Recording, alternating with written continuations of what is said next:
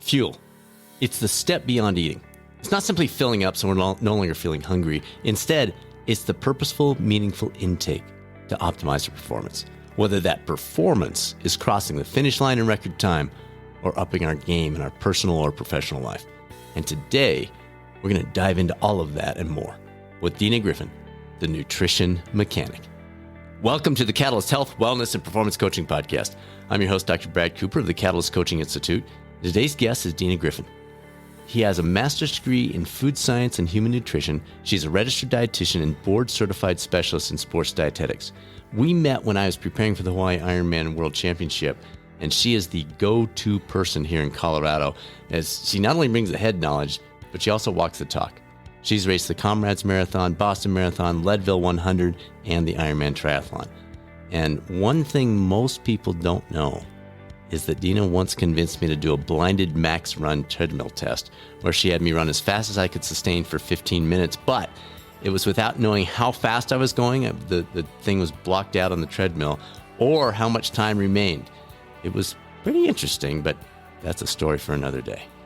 Two important dates coming up in September, which I am now highlighting because they both will likely fill early. The next MBHWC approved coach certification kicks off September 10th and 11th, and then it's followed by the event of the year for those who are already coaches, the Rocky Mountain Coaching Retreat and Symposium, which is September 16th and 18th in Estes Park, Colorado. You can find all the details about either one of these at catalystcoachinginstitute.com or email us with questions anytime. Happy to set up a call. It's results@catalystcoachinginstitute.com. Now it's time to consult the nutrition mechanic on the latest episode of the Catalyst Health, Wellness, and Performance Coaching Podcast. Dina Griffin, it is so good to have you here. We've known each other a long time. It's been a while since we chatted, but thanks for joining us. I'm so honored to be with you again, Brad. Yeah, it has been a few years, but thank you so much. Love your show and everything you're doing. You and your company are doing for the masses. Thank you. Thank you. It's been a fun ride. Now, speaking of that, we're going to have your contact info because I know some folks are going to want to reach out to you, but I want to just start off.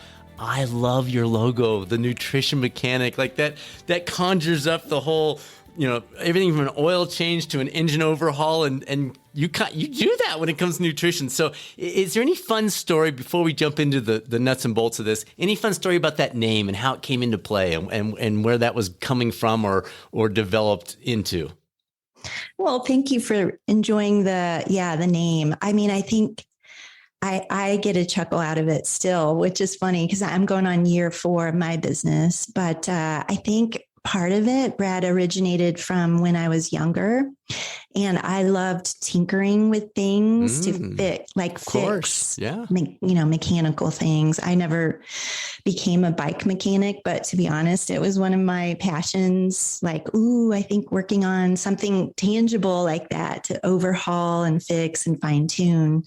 Of course, I didn't follow that path, but and then I became a software nerd out of my first round of college. I went into software, even though I didn't study that. And so I was fixing computers and like doing mechanicking on computers. So I think then when I finally found this field, nutrition and nutrition coaching, that seemed to align well in terms of, sometimes we just need some fine tuning. Sometimes we do need more of that overhaul. And sometimes we just need like a little system rundown and that diagnostic, kind of like a car, a car analogy. Yeah, it's perfect. Perfect. You did well. Nice job. That's awesome. Oh, thank you. So let's just jump out of the gate with misconceptions. Nutrition is one of those things. And even so, you would probably be the first one to say, hey, I'm not going to agree with the next nutritionist, dietitian, et cetera. Exactly. There's still, it's an art and a science, just like mechanics are with cars and bikes and that kind of thing. Sure. So from your perspective, what are some of the misconceptions about nutrition that our listeners might go, oh, wow, I didn't have any idea? I mean, I feel like there are a number, but the ones that come up commonly, at least in my mind and in my world, I think, always searching for that one diet to be the cure all, be all, end all. And so I think that can be a struggle because and you can tell me if I'm wrong, but I feel like we still, as humans, just look for the one thing, Totally. that's easy for our brains to grasp. Yeah. And so in the nutrition and health realm, thinking, ooh, well, what is the best? Mm-hmm. What's the best way to nourish my body? And we want that simple formula, that one plan, right? And I know you know well too, over your years and all the things that you've tried, and even just being athletic, there's not one training plan, there's not one meal plan, Never. there's not one diet. So I don't know that it's so much a misconception or misunderstanding, but it is just, that continual pursuit, and the fact that still over time appreciating the individual and our respective needs, which has to be discovered as a nutrition coach or health coach. So I think that is always coming to the top, Brad, like, oh, there's not one right, perfect way. Right. I love that. The problem probably is it's hard to sell books when you have a title that says we're not exactly sure for you. Like that's not a great book title. It does not sell very well. But it's what's needed. Like you say, we're all tweaking as we go.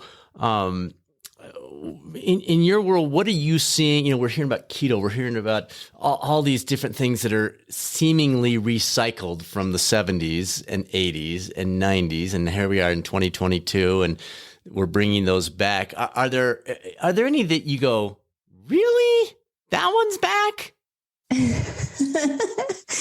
I think on a weekly basis that may happen. Like, I was just looking at a slide that I'd put together. This was 3 or 4 years ago. And what I had done is captured on maybe Google Images, which probably is a copyright violation, but all the wackadoodle diet book covers. And there's one called the Taco Diet. There was another one, something banana, I don't know. And I'm not trying to make too much fun anyway, but it is like, I either get, that repeat, oh, wow, that one's back, or what the heck is this one now? I have to go look at this. Someone was just mentioning a pilgrim diet, which I hadn't heard of yet. So I have to go, check that one out. I feel like it just ebbs and flow, and we're trying to put it in a new context or a new niche to try and draw the attention. But I think the low carb thing is the one that seems to be most cyclical, or pops in every 4 minutes, maybe. Yeah, totally. Yeah. All right. Well, we'll talk some about those. Your focus is generally with athletes, and we definitely want to chase that rabbit trail. But let's first look at some aspects of nutrition for the general population. So for the average Joe sitting out there, or Janet sitting out there, what are a few of the most common misconceptions when it comes to individual nutrition? We talked about broadly, but how about for the individual nutrition side of things?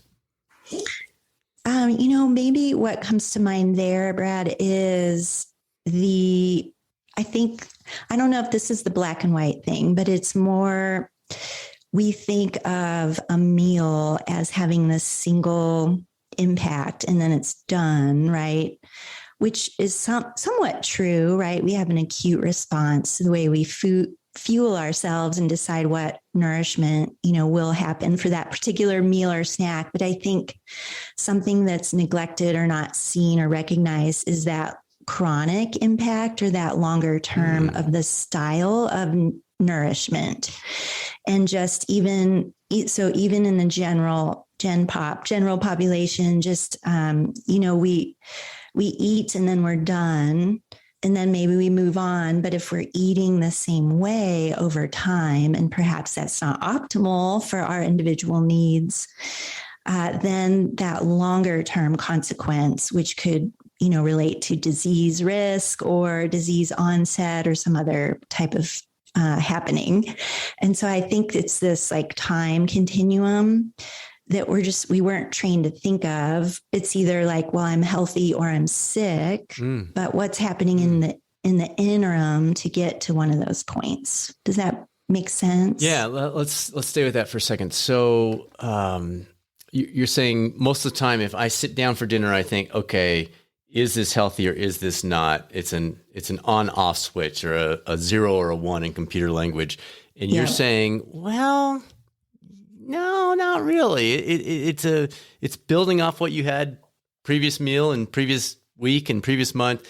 And that composite may be more important than the individual meal you're having right now. Is that kind of what you're getting to?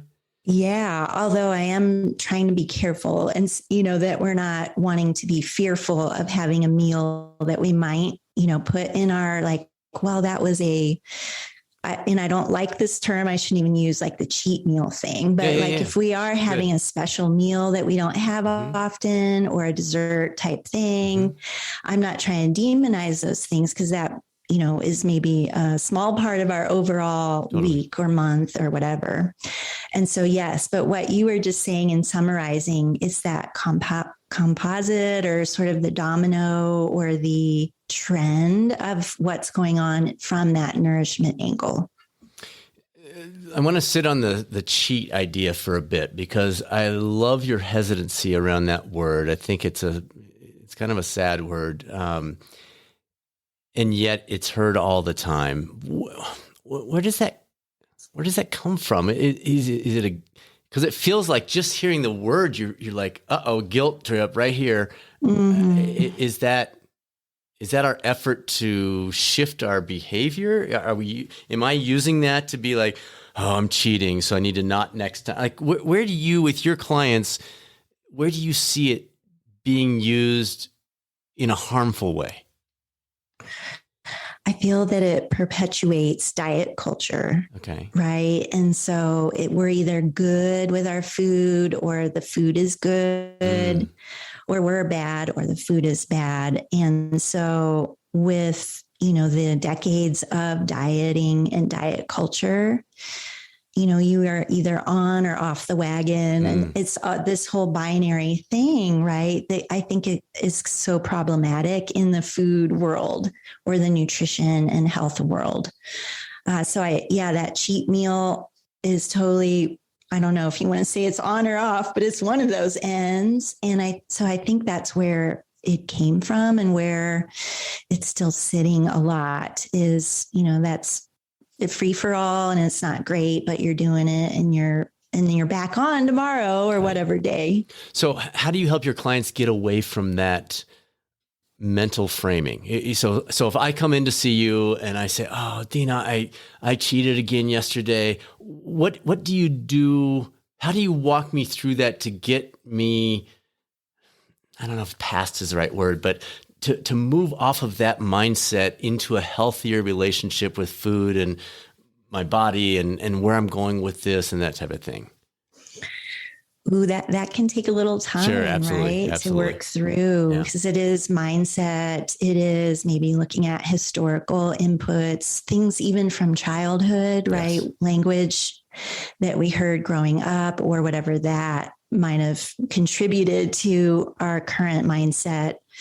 But really reworking that relationship. And a lot of times it's the words we choose, I feel.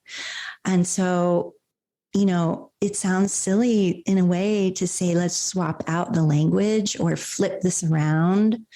Or what is it we're wanting to feel with our foods, and the whole context of how nourishment means more than just getting vitamins, minerals, protein, carb, and fat. It's also reward mentally and physically and enjoyment. Socially.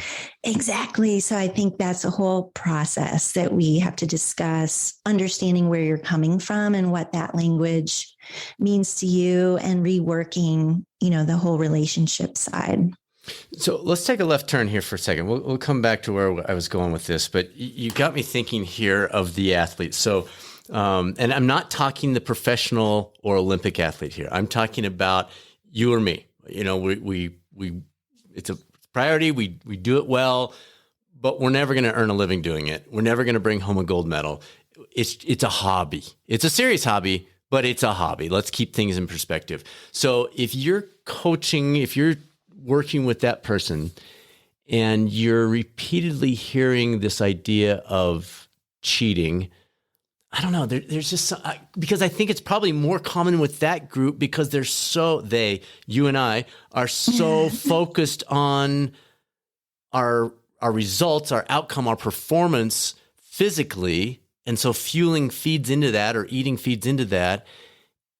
So I don't know. I just, the people that I've hung out with in that world seem to be more focused on it when it matters. I don't want to say it doesn't matter, but it doesn't matter that much. It's not that important. It's important, but it's a hobby. And so to make a choice that you're not going to have birthday cake at your niece's birthday, or you're not going to have a glass of wine at a dinner because it might mess up your train. Like, how do you help with perspective for the person that's not, I get it. The Olympic athlete, you got to be 100% in. The person that's making their living, you got to be pretty much, but for the, you get what I'm saying. How do you help with that?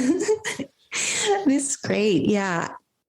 And this might be one where there isn't one approach sure. for Absolutely. all peoples, Absolutely. right? But I think sometimes we can play the math game.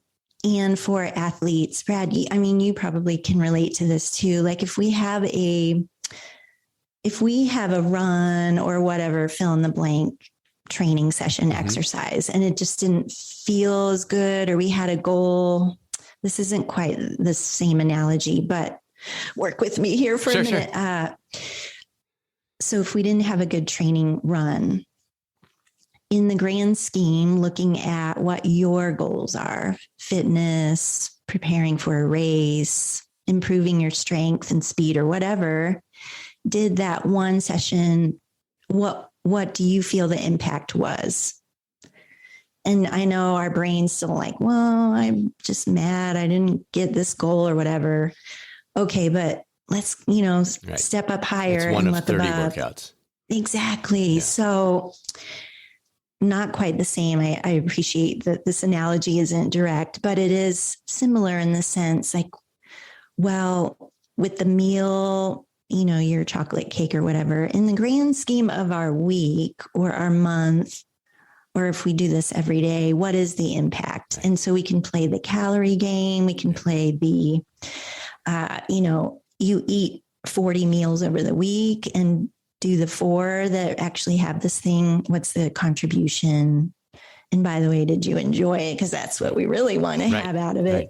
So I think it is, looking and learning the personality of the person, and then working in that scope of importance and priority, enjoyment, perspective, and context. Right. Yeah, it seems like and it's probably significant outside the sporting world, but it just seems like it's so much more in that world, and it doesn't make sense. Like the numbers don't add up. That glass of wine has zero impact statistically. That piece of cake has zero impact. Now, if I have a piece of cake for breakfast every day, that has impact, but that's not what we're talking about. Right. I think too, I wanted to add one thing is the shifting of mindset, or it's almost like just build the thing into the day, even though you just said breakfast cake maybe isn't the thing we should do. But if we take some drama out of it, this works for some people. Like I'm going to request that you do have a piece of chocolate cake every day. And people freak out, right? I challenge you to do that. And after 3-4 days, you actually won't find what you thought was the big deal. So it almost takes that drama out and decreases that whole like, oh no, this is just a part of the day. If you want it, it is there, just like the broccoli.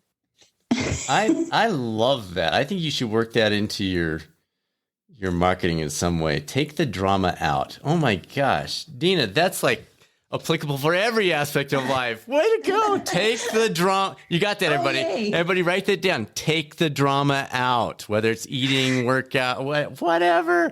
All right. So next question, back to general population.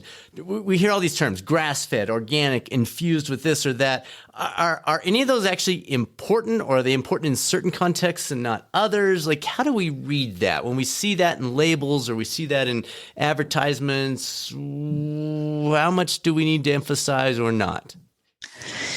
Oh, yeah. So grass-fed, organic, those I think come in maybe more on that environmental aspect, or perhaps a little bit of the ethical aspect of the fueling food, choices that we're making, or how we shop or where we shop locally versus not.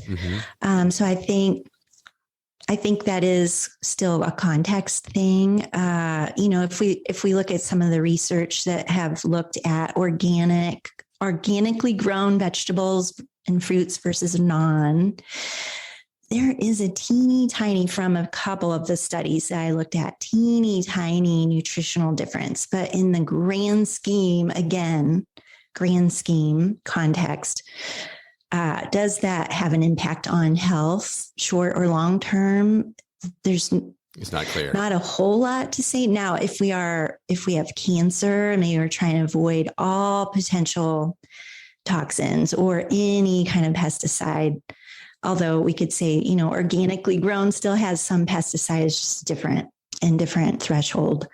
So there are those contexts where if we have an illness, perhaps we want to choose, or if we have some food sensitivity, perhaps, there again, but that's a matter of let's cover our bases first. Right. I'm happy when people eat vegetables first and foremost versus you got to 100% go organic. It's that hierarchy of vegetable need, or whatever hierarchy of needs. So some of that also gets into the marketing realm, like with the infused or, whatever other kind of fancy words. It probably doesn't have a huge impact nutritionally or health-wise.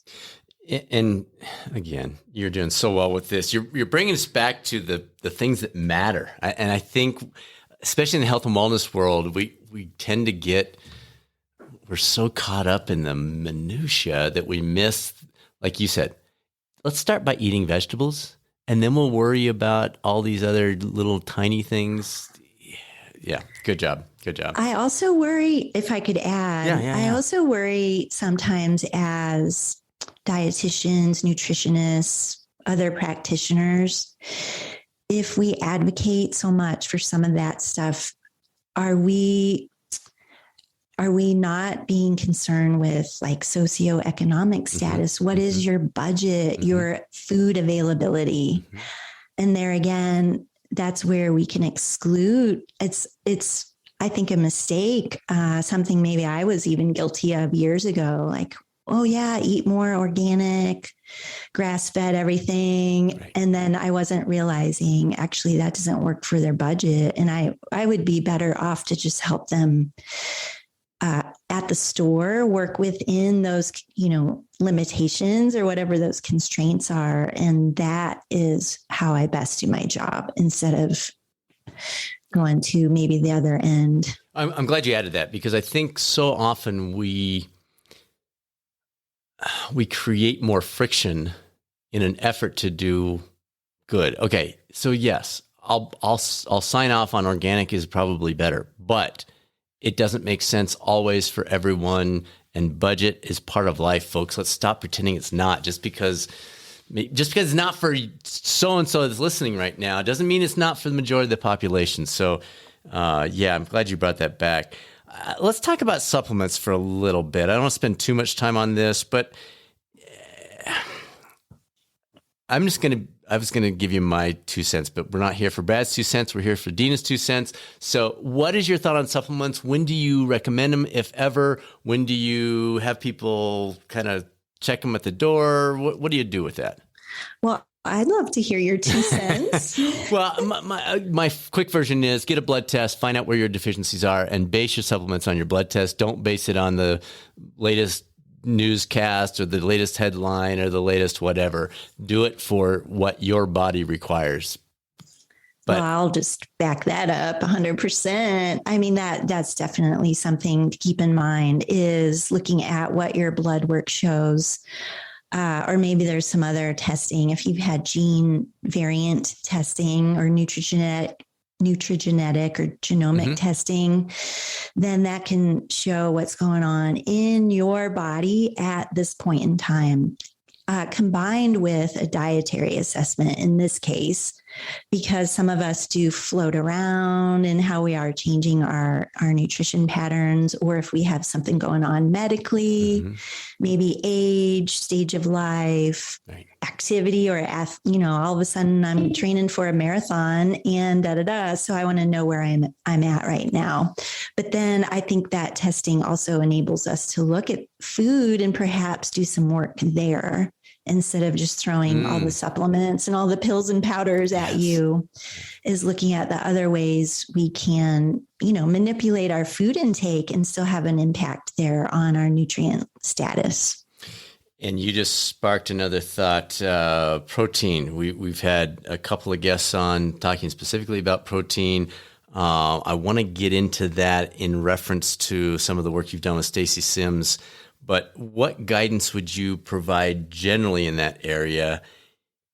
Well, I'll stop there. I've got a couple follow-ups on that. For the protein piece? Yeah, the protein, because we're hearing so much the value, the importance, and yet if anyone sits down and literally takes a piece of paper and writes down, okay, I got this much at breakfast, I got this much at my snack, blah, blah, blah, it's probably not enough. So what do you do with that? Where do you go with that? Yeah, I would say yes, probably not enough. It's one of my favorite topics to talk about, Brad. It's something I see over and over.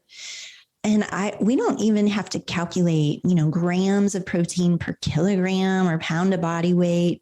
We can do that. And I often will behind the scenes, just to know what's going on from my side as, the practitioner, and areas we may need to eventually, add in more, get creative. But I think, and I know your guest, Dr. Stu Phillips, mentioned this and followed him for a long time as well, looking at just the recommended daily allowance, what we need to it is pretty low. Right. And that deserves updating, I think. Right.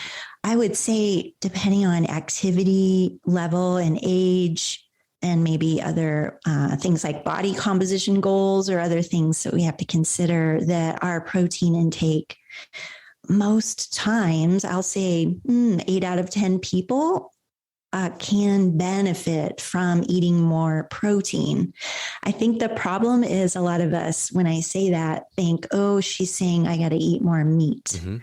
And I'm not saying that. I'm just saying more protein, which can be plant sources of protein or animal or dairy. We can work within your preferences and all the other concerns you have to bump up your protein. But we can also look at what else you eat, and perhaps there's ways to shift around, and maybe displace some of the other things that are getting in the way of not getting enough protein. Could you throw out so the person that's super focused on this and knows exactly what they need in terms of grams per kilogram, et cetera, they probably have a plan that you can help fine tune for the average person who says, okay, you got my attention, Dina, I need more protein, but where am I supposed to get it? Am I baking all the time? Like all these weirdos are talking about, or what do I do to get that protein? My general thing is, throw a 25 grams in my smoothie in the morning, try to get some in a snack with some nuts type things of some sort, or some Greek yogurt, have a protein source with my salad every day. And then Susan and I always have something at dinner. But even with those patterns, I'm still probably short. So what can the average person do to infuse more protein without hooking the IV up to them? Exactly.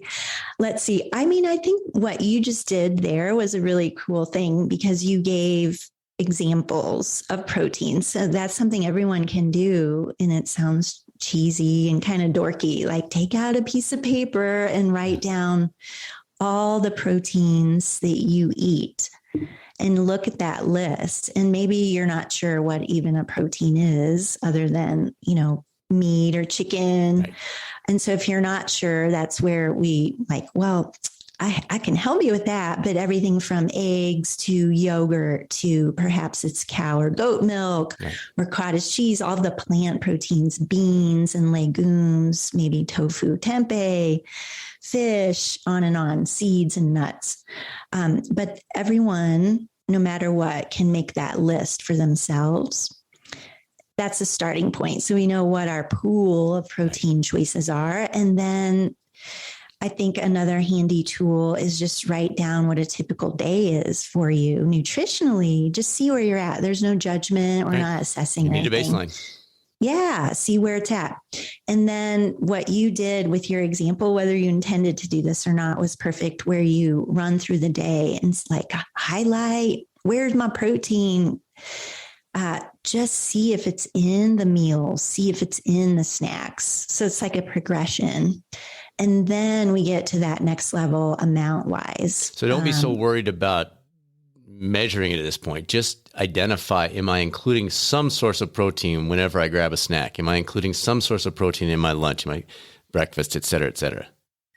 Exactly. You can do pictures if you want to get like a visual for yourself, and kind of, if it's a mixed meal, think, lasagna or something. It's not like you can see every single morsel of protein, but you can do visuals or, use hand references or other visual cues to just kind of get a sense, like it's a tennis ball, thing of beans or whatever, or 2 scoops of whatever protein powder. But I think that progression, and then it's helpful to, note what else is in the meal, obviously. So you can kind of then relative to whatever else is in the meal or snack, what is my sense of that protein? So if we aren't weighing and measuring, which I don't often encourage right out of the gate, I think the hand model is kind of helpful. In the old days, Brad, as dietitians, we were like, oh, just eat a palm of protein. And now that actually may be 2 palms, or a whole hand. If we're very active, we might need more than that. Of course, we can look at quality. So there's a lot of layers here to try and improve the protein intake, protein quality. But I think kind of summarizing is trying to get it throughout our day instead of just huge chunk at dinner. And so that can be a first handy step. And then at the end of the day, bam, you've had an extra 20 or 30 grams or maybe more. So just trying to spread that out, which I think is pretty pervasive in the protein literature. Although, there's always things emerging like, well, maybe it is just what we eat at the end of the day that really matters, like what your total count is. But I think there's still common recommendations to trickle that protein throughout the day every 3 to 5 hours for protein kinetics. Okay. And then does it change? And you mentioned this as you were going through this, but activity levels, postmenopausal, do any of those things change the recommended from your end, not the RDA's recommended protein? I would say that may further increase protein needs. So activity level. So if we're looking at, power lifters or building strength, adding lean mass for our endurance athletes, depending on that training load and the intensity, the stressors on the body, the breakdown of the muscle tissue, oftentimes we need more protein.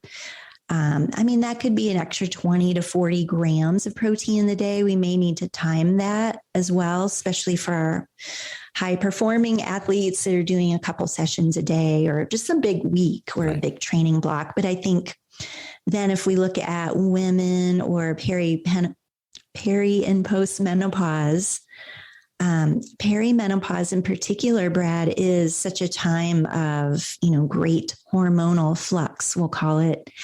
But it can last, 8, 12 years.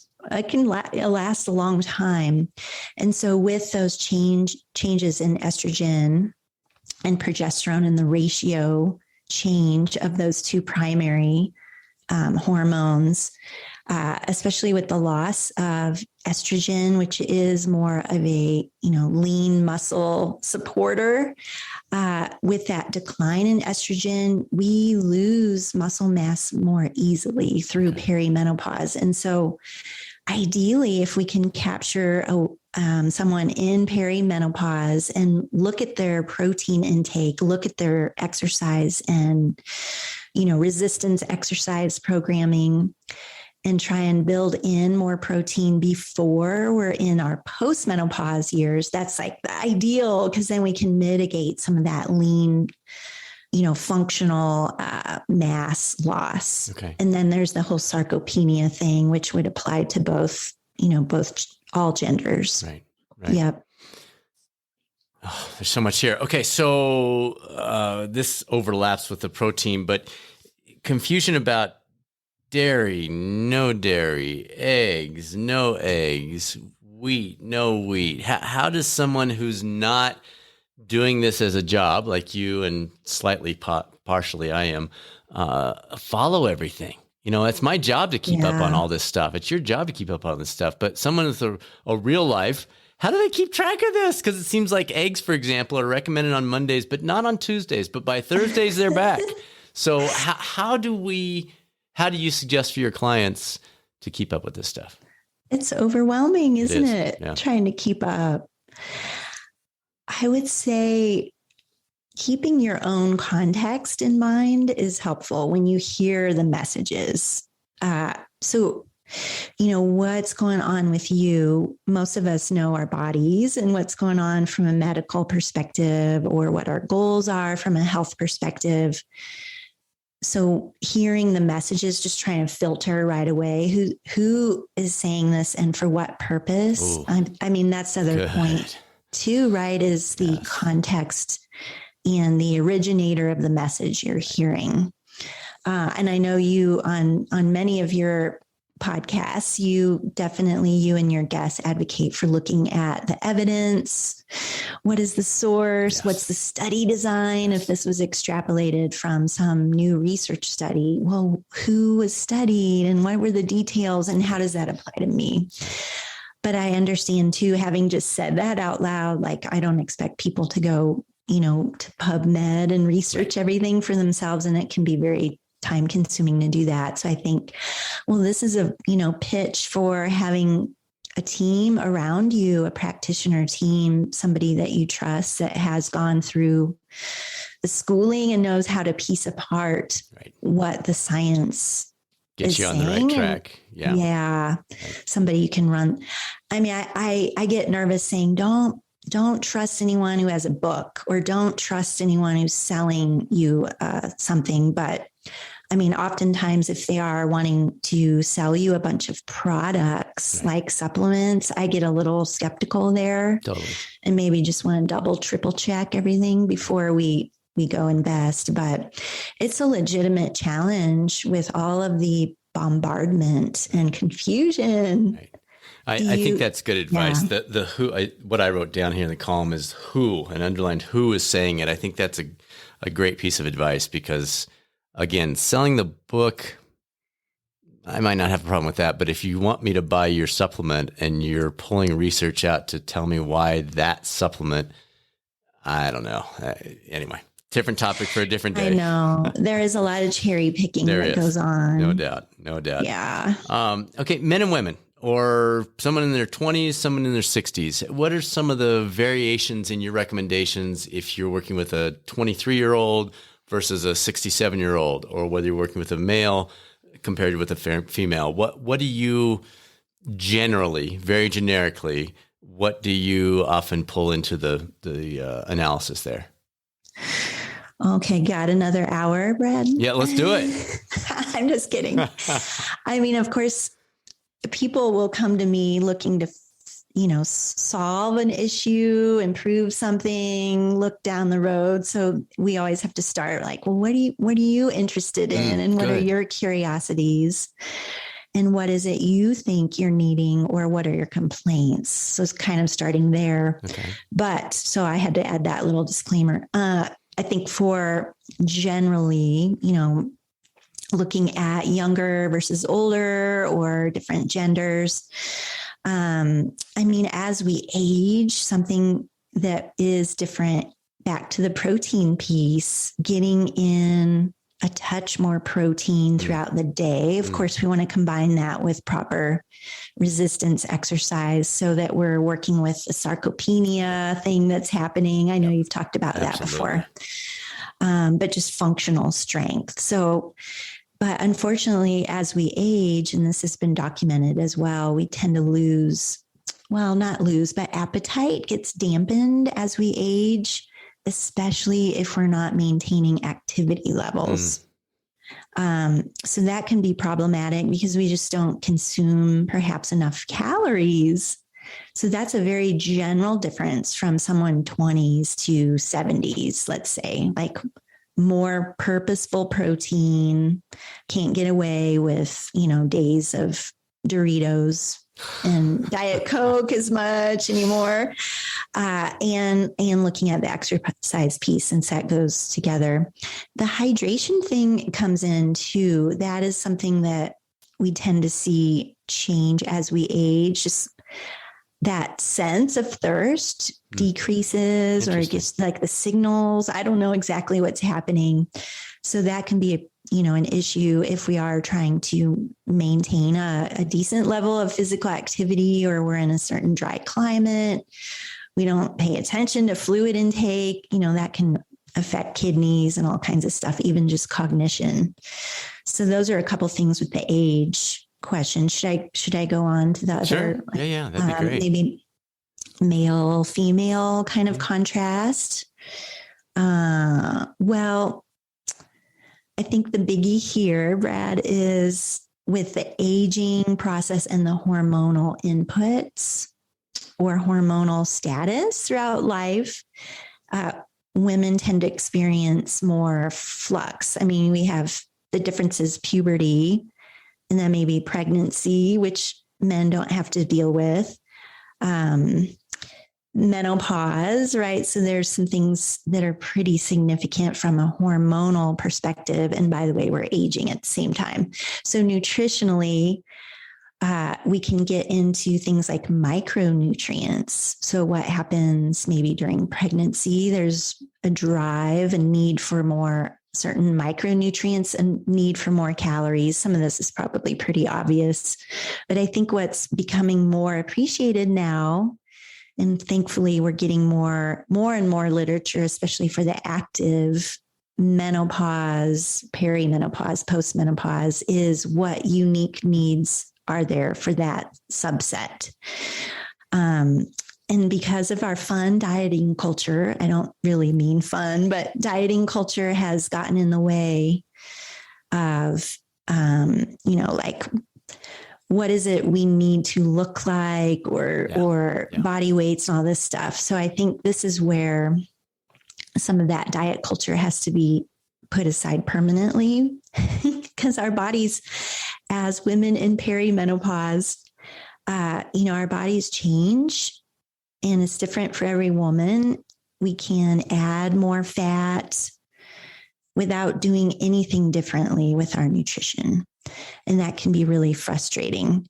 However, we're appreciating now, and a little bit of research, Brad, to show shifting macronutrients, shifting the kind of training we do can help with body composition changes that occur as a result of perimenopause, or the things that we need to do for our heart health and our bone health, which may be a little bit different than for our male counterparts. So really paying attention to, I can't neglect the exercise and training part of the story. But the two go together. Sure. So heart health is a big thing for women once they get into perimenopause. In those postmenopause years, our risk for heart disease significantly increases. And so nutritionally, this would be a difference here, where we're looking maybe even on a timeline basis, is just looking at, leaner proteins, looking at fat composition in the diet, eating within our needs, but not trying to obsess over every single calorie or gram of nutrient, looking at the role of different kinds of fibers through our food, our veggies and our fruits, maybe pre and probiotics. So it adds on another layer, but it's hard to separate exclusively, like the hormonal and the aging piece. So that's just a rough overview. No, that's good. That's good. I do not. I mean, you're a specialist when it comes to endurance sports, so I don't want to neglect that. Let's do a quick kind of hit and run on three different aspects here. First, the relative energy deficiency, or people may recognize it as REDS in sports, is the S piece. That's where the body's not taking enough energy in to meet the demands of all these workouts you're doing: swim, bike, run, ultra run, whatever it might be. What do we need to know about that? If someone hears the term REDS, or maybe they've never heard it before, but they're like, ooh, could I be? How would they recognize that as a danger point? And then what do they need to do if it seems like that's happening? Yeah, that's pretty serious. And so I would say if you are an athlete and you're experiencing things like thyroid is all of a sudden like your blood work's showing up, some issues with thyroid, hypothyroidism, or you're having some stress fractures. If you have a history of some eating disorder or disordered eating, or if you are just training or exercising a lot. So that could be, for some people, that's 8 hours a week. For some, it's 20 some hours. But if there's this mismatch in the food you're consuming, maybe not taking enough appropriate, I should say, recovery time, over time, we start to see this manifest in these different systems of the body. So like I said, the bone can show signs of stress fracture or a break, or thyroid starts acting up. Maybe we start feeling some depression. Maybe we all of a sudden have bowel issues, like, well, I was regular, now I'm having all these issues, gas and bloating, constipation, all this stuff. So RED-S, or low energy availability, can affect so many systems of the body. So I would say if you were in a relatively healthy state and then all of a sudden you're just starting to feel all these things, or the doctor's saying you've got some stuff showing up here on your blood work, or you're feeling flat for your workouts, maybe your sleep's junky now. I mean, these are all things to pay attention to. Something's going on. It can be hard. I don't think there's a single assessment tool, but we do have some screening tools available to at least get a sense of that. And the hope is to catch it before it's to that point where we're breaking bones or having other issues. Okay. Did I answer? That's good. I want to make sure we got that one out there, because I think it's flown under the radar for far too long, and it needs to be out there. Hydration, electrolytes across the various sports, temperatures, settings, any guidance there? Well, another hour. I know, Brad, right? I think, one thing that this might go in the misconception bucket is that water is our best hydrator, which is kind of, wonky to hear. I mean, absolutely, we need water. We need to drink water. Sure. Our bodies, But if we are one to be, sweating in our workouts, which I would say it's not a workout unless we're sweating a teeny bit anyways. Well, there are some exceptions, of course, but so if we are active and we're sweating, or we are an athlete training or doing other kinds of workouts or practices, this is where, water may not be the best. And this is where also for our salty sweaters or our heavy sweaters, we may need to get a little bit more, looking into the electrolyte realm and making sure specifically that we have some extra sodium either in our water. So that could be literally a pinch of salt added to the water, or maybe we choose, a sport nutrition or electrolyte product. And, or it's looking at sodium in our foods. Do we eat salty foods? So the lesson here is that if we're sweating quite a bit, if we're a salty sweater, maybe we live in a hot climate, and if we are feeling like, I don't feel all that great in my workouts, this is where we can definitely look at the hydration and electrolyte side and add in a little bit more of the electrolytes. But again, it's specifically sodium. It's not so much the other ones. It can make a huge difference in how we feel, our performance, focus, recovery. So I think I'm not giving numbers here, Brad, and No, because that can be different based on everybody too. Yeah. But yeah. What about this? So the person that's training 20 hours a week, they're probably somewhat dialed in on that. But oftentimes I'll hear the person that's working out an hour a day. They go out for their run or their bike ride or their whatever it is, and they're like, "Oh, gotta have my Gatorade, gotta have my," and I'm just kind of like, what's your thought on that? Good point. Good point. Yes, thank you for bringing that up. There is a difference in our sports drinks. I think here's what you're saying. So depending on that time that we're out, how hard it was, and all the electrolyte products we have available, there may not be a time for Gatorade, which is often. Usually. So there are a slew of sports drinks out there for those shorter sessions, shorter rides, runs, whatever. We likely don't need a Gatorade type product, right? Because the reason would be oftentimes there's either not enough sodium in that drink period, or it's trying to be more of a carbohydrate sort of fueling product more than an electrolyte product. And I don't know that I'm answering this thought back to you quite as well, but no. I'm often seeing that among the folks that are saying, I really need to watch my calories in the rest of my life.